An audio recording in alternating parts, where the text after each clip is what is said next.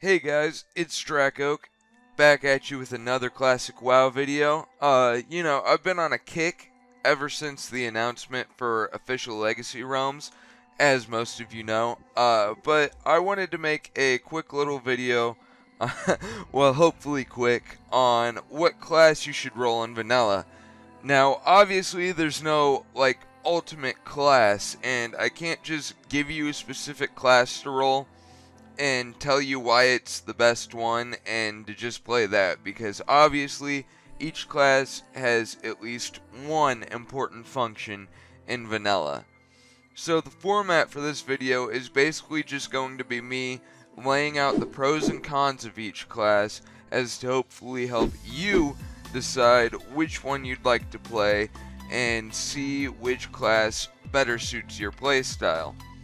I should also mention I'm mainly only talking about raiding and leveling. I'm a huge PvPer when it comes to TBC and especially Wrath because dual spec makes it easier to do both, and I'll basically always raid regardless.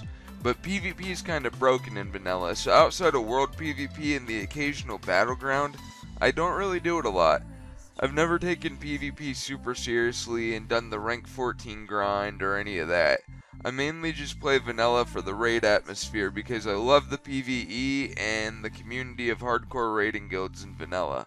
So that's basically my reason as to keep this mostly on the PvE side of things, because I simply do not know enough about all the different classes and how they're played for PvP in vanilla, and I don't want to misinform you on anything. And I would be lying if I said that I've raided with all these classes recently at least, and had all this information fresh in my brain. Some of this information I did get from guildies, or just remembered as I was raiding with some of them.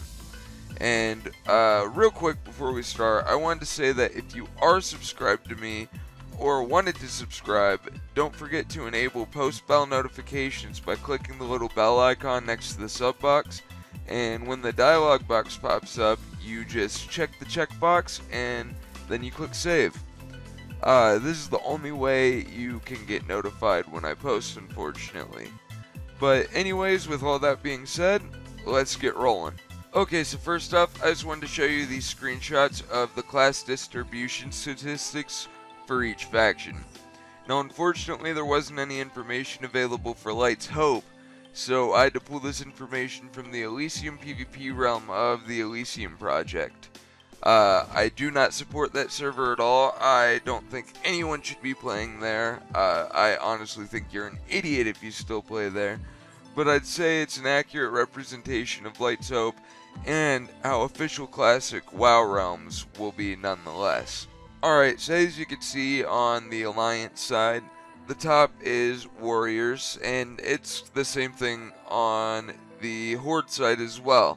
That's just how it is. Warriors are overplayed, which I'll talk a little bit about later, and Rogues also. Rogues are extremely overplayed. I'm actually surprised that there isn't more Rogues, because normally that's the top one. There's going to be a lot of rogues and warriors, a lot of mages, because they can make their own food. And those are pretty much like the three main classes that get played. Druids the lowest, because they just... Honestly, druids aren't very good in vanilla. They do have a couple key aspects about them that make them necessary for raids, and make it to where you have to bring them along, but there is just not going to be very many druids being played on the server. Mages, rogues, warriors, and hunters too, they're up there. And this seems about accurate, and I think you'll get a better idea of why after all the information I give you in this video. Alright, so the first class is Paladins. Alright, so Paladins are an Alliance exclusive class in vanilla, if you didn't already know, and if you're completely new to vanilla. They're a hybrid class, but if you're raiding, just like most of the other hybrids, you're going to be healing. They may be the best healer on the Alliance side other than Priest, but, they may even be on par. They're commonly called buff bots because of the buffs they have in vanilla, which are just amazing to have. They have the mana regeneration buff, the 10% stats buff, the attack power buff. They're super great buffs, so they're really important to have in a raid. But their buffs are only 5 minutes, so keep in mind if you were the only paladin in a raid, you wouldn't really be healing at all, because by the time you finish buffing the last person in the 40-man, you'd be starting back over at the beginning. So buffing people is an important part in playing a paladin. As far as DPS goes, it's just not really viable in PvE. Rep Pallies are okay in PvP, but definitely won't hold up in a raid. They can sort of tank, but they don't have any taunt ability at all. The AoE taunt was added in Burning Crusade, but in vanilla there's none at all. However, they do have Righteous Fury, so they can tank in 5-mans, and in some circumstances they can off-tank. But you will never have a Paladin as a main tank. They have some pretty good CDs, like Lay on Hands, which heals someone for the entirety of your health pool, and they also have 3 bubbles. 2 of them can only be used on yourself, and one that protects from physical damage can be cast on a target. They also have Blessing of Freedom, which removes movement impairing effects on any target, which is pretty useful. They also have Divine Intervention, which saves someone's life at the cost of yours, which is pretty awesome. So if your group's going to wipe, you can DI a healer or anyone who can res people, and it's a pretty good ability. Another pro for this class is that they get a free class mount at level 40, and mounts are extremely difficult to get in vanilla because they're so expensive. They just require a lot of gold, so this is a really big plus. Shamans. Okay, so Shamans have totems, which are awesome of course, and they have their strong AoE heals, which are a huge pro in raids. They have Wind Fury, which gives your spells a proc that can give you more than one attack. They also have a self-res ability that works once an hour, which is really helpful. But like the Paladin, as far as raiding goes, you're going to be healing. You might see enhancement in raids, but at some point you will be expected to heal if you're playing a Shaman. Now if you plan to PvP as a DPS, Elemental would actually be the spec to go. Which is funny because LE Shamans are totally useless in PvE. But all around as far as raiding goes, their DPS is just pretty low. And like the Paladins are Alliance only, Shamans are the exclusive Horde class in vanilla. So if you want to play a Shaman, you're going to have to roll Horde. Druids. Okay, so this is of course a hybrid class. And like the other hybrid classes, in raids you're basically going to be stuck healing. Now, you can usually tank in dungeons, or even off-tank in some raids. But don't plan on having an easy time finding a raiding guild that wants a tank druid. If you're rolling a druid to raid in-game, you should expect to be a healer. There's 2 key reasons why druids are important to raids. Number 1, they have a battle res. This is obviously extremely important and doesn't really require any further explanation. And 2, they have Innervate. Now a lot of times you'll be using it on the more powerful healers like priests, because druids healing isn't really anything special. In fact, if they didn't have these 2 abilities, they wouldn't be brought into raids at all.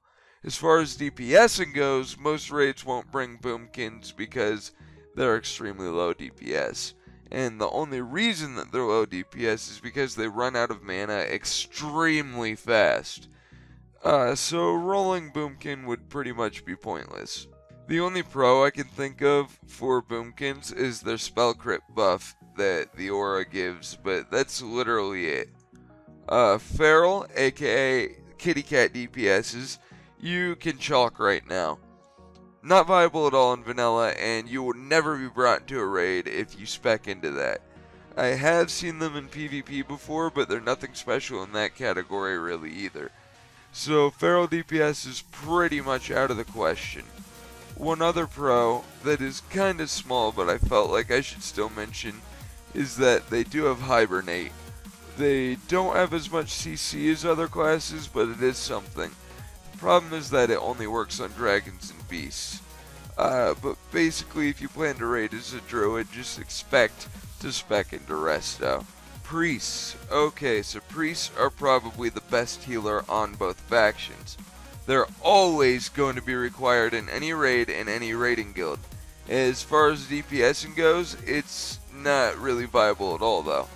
They're pretty much the lowest DPS in the game, like they don't even compare with anyone else. So Shadow is just completely not viable. I think they're okay in PvP, but still, rolling a Shadow Priest just really isn't worth it at all. Another issue with Shadow Priests is that they rely on dots for everything. And in early vanilla content, there's only 8 debuff slots. So that's a pretty huge con as far as DPSing goes. They also run out of mana as Shadow really quick. As far as CC goes, they of course have Fear and Shackle Undead, which is great. They have that awesome stamina buff, which is super important in raids.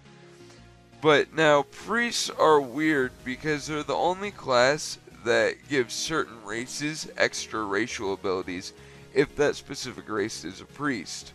For example, trolls get Shadow Guard and Hex of Weakness, Night Elves get Elun's Grace and Star Shards, Undead get Touch of Weakness and Devouring Plague, but my recommendation is that if you are going to roll Alliance, play a Dwarf Priest because they get Fear Ward, which is a buff that you can place on any target and lasts 10 minutes, and it makes them resist the next fear put on them, which is extremely useful.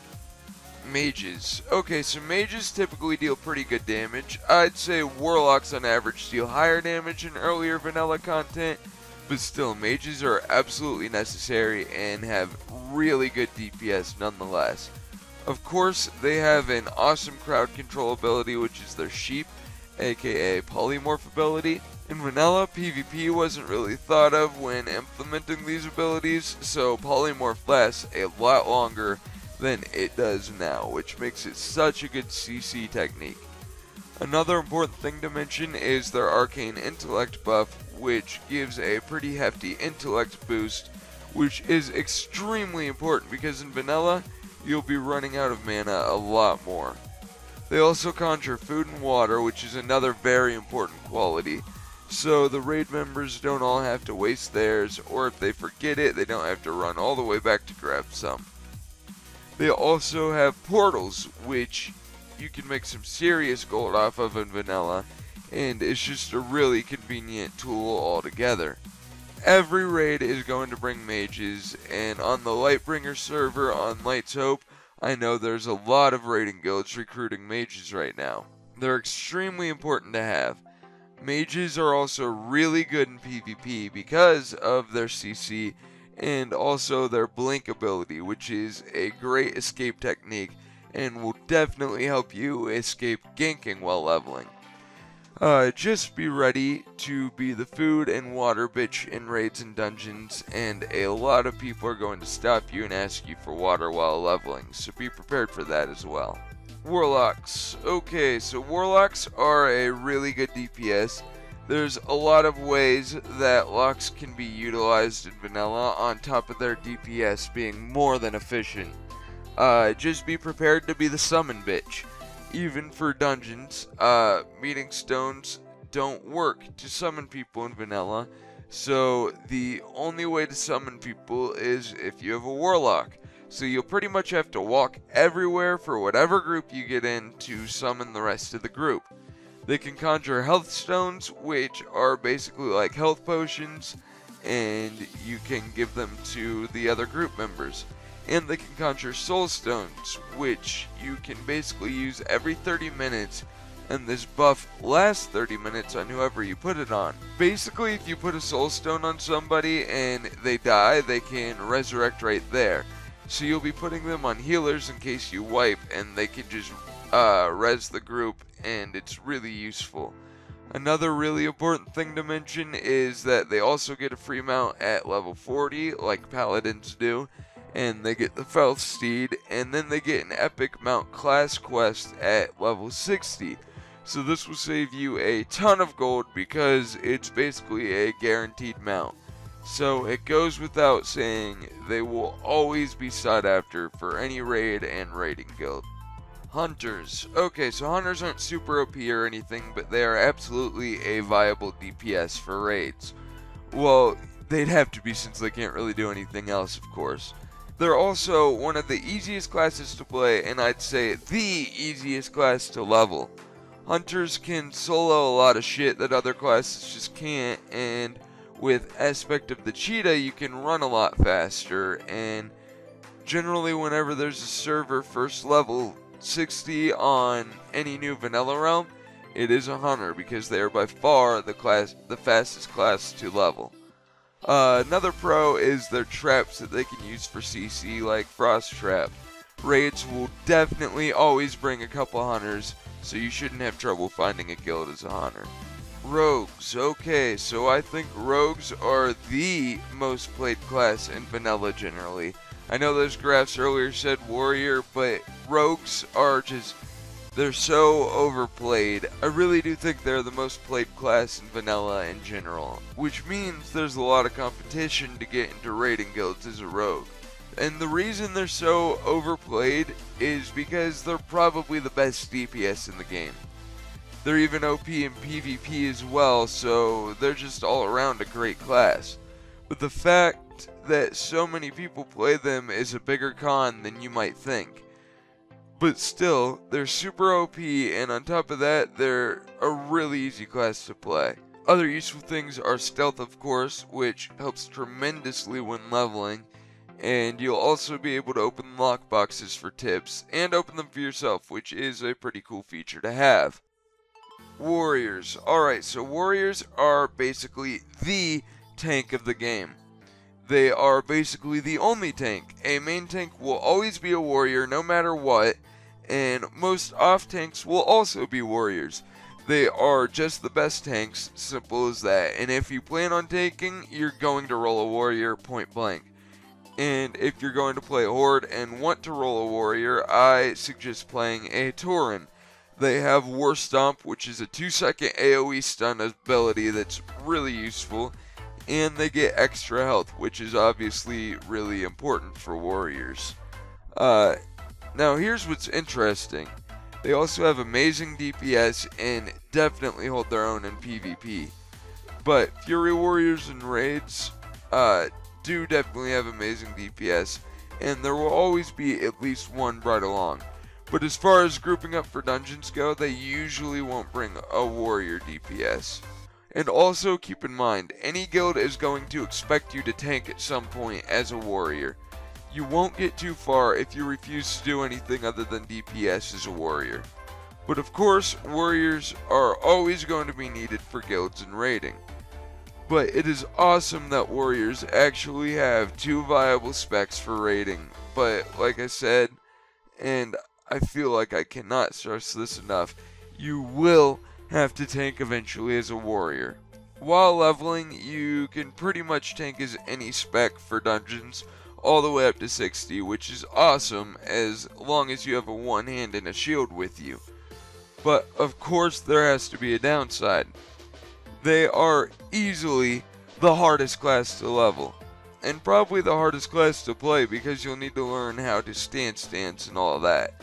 But as far as leveling goes, you'll pretty much have to strategically pull mobs while questing because you can really only take on one mob at a time. Then you need to eat or bandage. Oh, another thing I forgot to mention, not just for warriors, but pretty much any class without heals, is that you'll need to take up first aid. That's really important in Classic WoW. But yeah, if you plan to play a warrior, just be prepared for the slowest, most tedious leveling experience possible. Now don't get me wrong, man, I've leveled a warrior to 60 a few times in vanilla, and I still absolutely love it. Another thing that makes leveling for them hard though is that they're melee but don't have any escape abilities, like rogues have evasion. So if you're just trying to run away, you'll probably get dazed. So basically, always carry bandages, food, and health potions. Alright guys, so that's about all I got for you. That was a pretty brief explanation and rundown of all the different classes in vanilla. I really hope this helped you learn more about each class's purpose and mechanics in Classic WoW, and hopefully I could help you reach a decision on which class you want to roll when Classic WoW releases. Thanks for watching guys, and if you enjoyed, please leave a thumbs up and a comment, and also go ahead and comment if there's anything you want to add to this. If you want to see more content like this, please feel free to subscribe, and when you subscribe, don't forget to hit the little bell icon next to the sub box to enable post-bell notifications. And when the dialog box comes up, just check the checkbox and hit save. This is the only way YouTube will continue to notify you if I post. Apparently just subscribing isn't enough. But one last thing really quick. I just want to say I'm sorry I haven't posted in a while. I had a cold, I was pretty sick. I'm still getting over that. As you can probably tell from my voice, it's a little messed up right now. But yeah, that's pretty much it. Thanks again for watching, and I will see you all next time.